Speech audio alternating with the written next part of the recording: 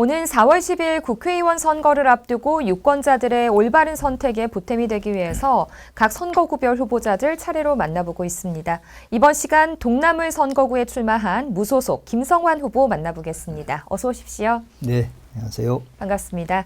이번 22대 국회의원 선거에 출마하셨습니다. 출마하시게 된 이유가 있으실까요? 예, 제가 구청장을 2016년에 동구청장을 했었는데요. 이제 동구청장 하기 전에 또 청와대하고 국무총리실에서 약 22년 정도 근무를 하다 왔었습니다. 늘 제가 느꼈던 것이 지역구 의원은 지역을 대표해서 중앙에 가서 활동하는 사람이거든요. 네. 지역 실정도 알아야 되고 중앙 실정도 알아야 되고 이 두 가지가 겸비되지 못하면 제 역할을 하기가 참 어렵다라고 생각을 합니다. 네. 비교적 저는 그 두 가지의 경험을 다 갖췄었기 때문에 한번 우리 유권자들로부터 평가를 한번 받아보자라는 생각이 있었고요. 네. 이제 제가 그동안 많이 알려졌습니다만은 민주당 소속으로 쭉 준비를 해왔습니다. 네. 민주당의 경선 후보 컷오프가 이루어지기 전까지 제가 5차례 지역 언론사 주관의 공개 여론조사에서 모두 1등을 했고요. 네. 그 다음에 제가 무슨 어떤 민주당이 생각하는 객관적으로 내놓을 수 있는 하자란 것이 없습니다. 그럼에도 불구하고 1등을 했던 후보를 쉽게 말하면 민심을 그래도 가장 많이 받고 있는 후보를 특별한 이유 없이 시험을 못 보게 해버렸어요. 네. 경선을 아예 못 가도록 잘랐기 때문에 이거는 이제 김성환 개인의 문제가 아니고 그동안 광주에 민주당이 공천을 쭉 해오면서 항상 이런 식으로 객관적이고 공정하지 않고 이런 식으로 해서 어떤 밀어주고 싶은 사람, 밀어주고 싶지 않은 사람 이런 부분에 불이익을 주고 이러는 거 아닌가 그래 왔다라고 저는 생각합니다. 실질적으로 우리 지역사회에서 정치인을 누가 뽑냐? 민주당이 뽑았습니다. 네. 예, 민주당에서 후보로 나오면 무조건 되는 거였거든요. 그래서 이번에 제가 무소속으로 나옴으로써 이번에 무소속으로 제가 당선이 되면 민주당에서 다시 공천할 때 이런 장난 할 수 없을 것이다. 민심이 가장 주가 되는 그런 정치인이 당선이 될 수밖에 없는 구조로 갈 네. 것이다. 민주당에 대한 우리 시민들의 지지를 철회하자는 얘기는 아닙니다. 저 또한 당선이 되면 다시 복당을 한다든가 하여튼 어찌됐건 범야권으로 함께 갈 건데 네. 어찌되었건 그 과정 속에서 민심이 무시되는 일은 없어야 된다 하는 측면에서 제가 출마를 하게 됐습니다. 네. 후보자님께서 생각하시는 동남을 지역구의 가장 시급한 현안들 그리고 그에 따른 대책은 어떻게 생각을 하고 계세요? 예, 동남을 지역은 이제 구도심이라는 특징이 있습니다. 사실 광주의 역사, 관광, 이 문화, 이 모든 중심이 되는 곳이지만은 구도심이 되다 보니까 여러 가지 활력을 잃었고 또 그에 따른 또 어떤 편의시설도 많이 부족하고요. 네. 그런 상태입니다. 최근에 동구 지역 같은 경우는 이제 재개발을 해서 젊은 인구들도 많이 좀 들어오고는 있습니다만 그런 편의시설은 여전히 부족하다라고 생각을 하고 있고요. 네. 하수 악취 문제라든가 등등 그 어떤 구도심이 공통적으로 갖고 있는 문제점을 그대로 안고 있다라고 봅니다. 네. 그래서 그러한 부분들에 대해서 조금 이따 공약에서 말씀 또 드리겠습니다만은 하나하나 대책을 세워나가야 한다 생각합니다. 네. 이제 공약 이야기를 하셨으니까 바로 좀 질문을 네. 드리겠습니다. 네. 네. 몇 가지 대표적인 공약들 소개 좀 네. 해주시겠어요? 네네. 이제 여러 가지 공약을 제시하고 있습니다. 지금 공약집이 곧 발송이 이제 됩니다만은, 무엇보다도 우선 정치의 방향, 당당한 정치, 시원한 정치라고 하는 두 화두를 제시를 했습니다. 네. 당당하고 시원하게 정치해야겠다라고 생각을 하고 있고요. 그 다음에 이제 국가적으로 해결해야 될 여러 가지 공약들, 검찰개혁이나 정치개혁이나 차별 해소 문제라든가 등등 여러 가지 네. 국가적 차원에서 해야 할 부분에 대한 어떤 각오도 밝혔고요. 네.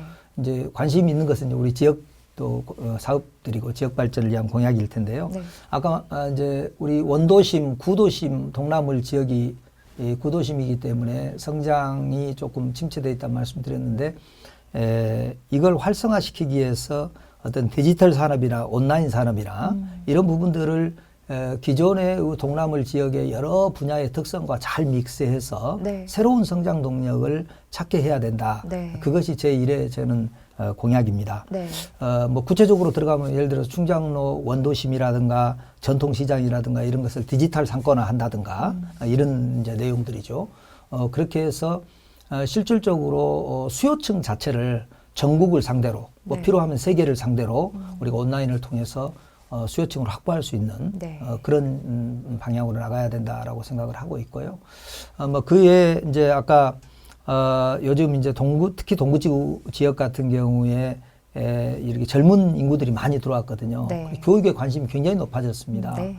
그래서 기피 학군 문제라든가 이런 교육 여건에 대한 공약들을 제시를 많이 했고요. 네. 뭐 교육 특성화를 한다든가 뭐 좀 학원분에게 편하게 좀 뭐 사교육입니다만은 그런 부분까지도 좀 신경을 써야겠다라고 생각을 해서 교육 특구 조성 공약을 제시를 했고요. 네. 그 외에도 이제 요즘 인기가 있는 파크 골프장 또 뭐 황토길 그 외에도 여러 가지 어떤 건강 관련 공약들 네. 제시를 많이 하고 있습니다. 구도심이기 때문에 동구 지역도 그렇고 남구 지역도 그렇고 하수 악취 문제가 많게 되는데 그 하수 악취 개선을 위한 공약들도 제시를 했고요. 네. 뭐 공통적인 주차 문제라든가 이런 것도 했고, 지금 뭐 우리는 이제 반려동물 테마파크를 하나 공약으로 또 제시를 했습니다. 네. 그 다음에 그동안 어찌됐건 문화예술의 중심지로 우리 동남을 지역이 자리매김돼 있었고 실제 뭐 동명동이나 사직동이나 양림동이 전부 그런 문화예술의 직접 지역이기 때문에 네. 이런 부분들을 잘 통합해서 통합 관광벨트를 만들어야겠다. 특히나 동구와 남구가 광주천으로 인해서 갈라져 있어요. 네. 이게 하나로 되지 않으면 광주 전체의 어떤 관광지가 커나갈 수가 없겠다 생각이 들어서 네. 광주천을 중심으로 열기구를 띄운다든가 무슨 뭐 대관람차를 설치를 한다든가 뭔가 광주천 쪽에서 관광 랜드마크를 하나 만들어야겠다 그런 생각을 갖고 있습니다.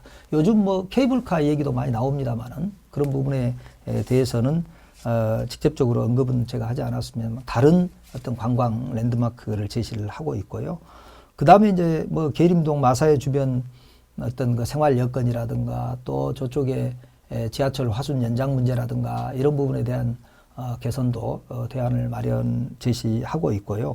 아무래도 우리 동남울의 특성 중에 하나가요. 전남대학교 병원, 조선대학교 병원, 기독병원, 네. 광주에 큰 병원들이 다 있습니다. 네. 네. 이게 또 저 화순에 전남대 병원까지 있기 때문에 이 몇 군데를 연결을 해서 메디컬 산업 특구를 조성을 해서 네. 메디컬 관련 업종에 대한 지원 이런 부분도 좀 필요하다라고 생각을 합니다. 뭐 그 외에도 이제 이것저것 뭐 많이 있습니다만 공약집 곧 발송이 될 거니까 참고해 주시면 좋겠습니다.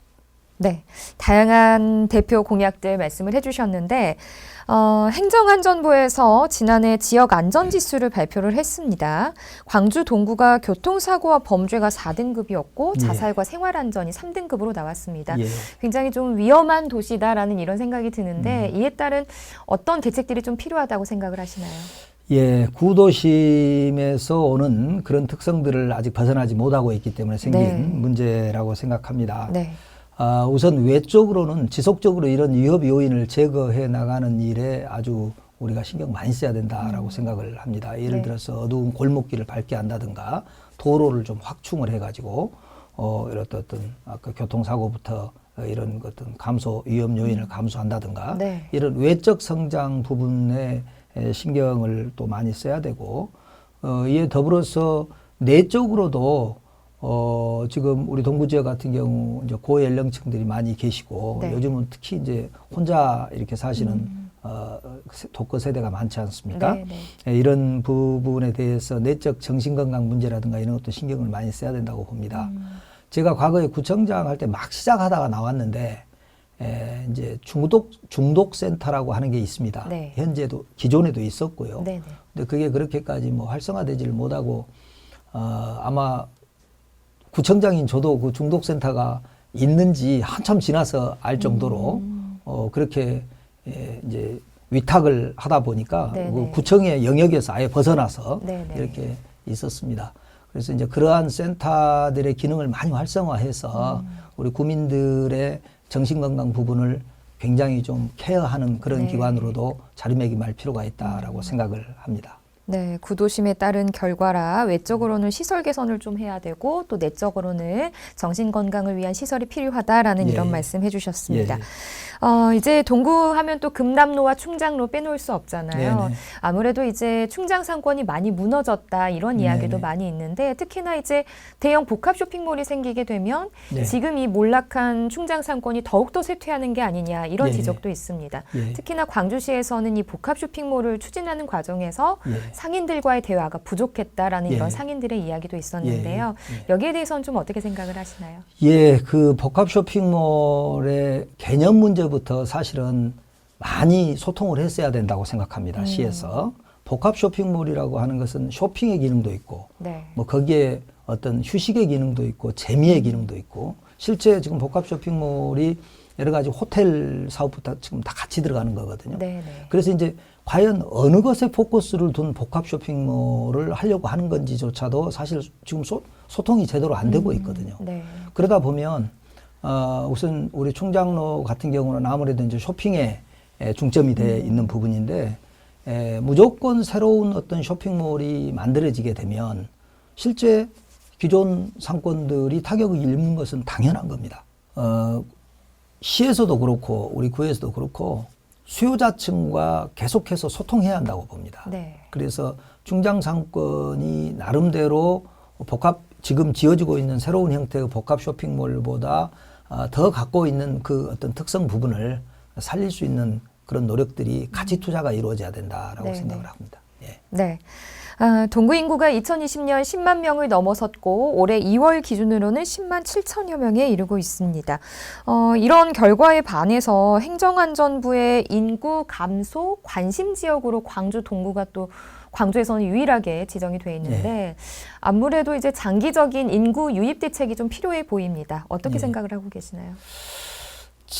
제가 뭐 몇 년 지났습니다만 구청장을 할 때 네. 사실은 그때 구청장 취임하자마자 이제 취임해서 보니까 인구가 10만 이하로 떨어져 있었어요. 네. 그래서 이거는 이제 자생적으로 어느 한 자치구가 경제라든가 이런 것들이 돌아가려면 그래도 10만 이상은 돼야 되거든요. 네. 그래서 10만 회복을 위해서 나름 신경을 제가 짧은 2년 구청장을 했습니다만 신경을 많이 썼었는데요.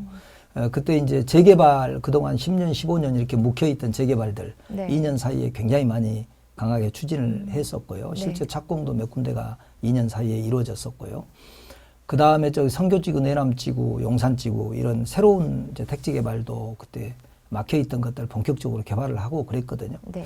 이제 그 결과 지금 이제 10만 7천 정도까지 이렇게 지금 올라왔는데 사실은 제가 그 구청장 퇴임하면서 공무원들한테도 했던 얘기가 지금 아파트 때문에 우리 동구는 10만 회복이 될 수가 있습니다. 그러나 이분들이 새로 들어와서 2년, 3년 살아보고 나서 편의시설이 그에 따라가지 못하면 네. 만약에 그래서 그때 이분들이 다시 동구를 떠나기 시작하면 정말 여기는 더 이상 재개발도 오기 어려운 아파트 슬럼으로 변할 수 있습니다. 그러니까 빨리 편의시설 확충해야 됩니다. 이런 얘기를 했었습니다. 네.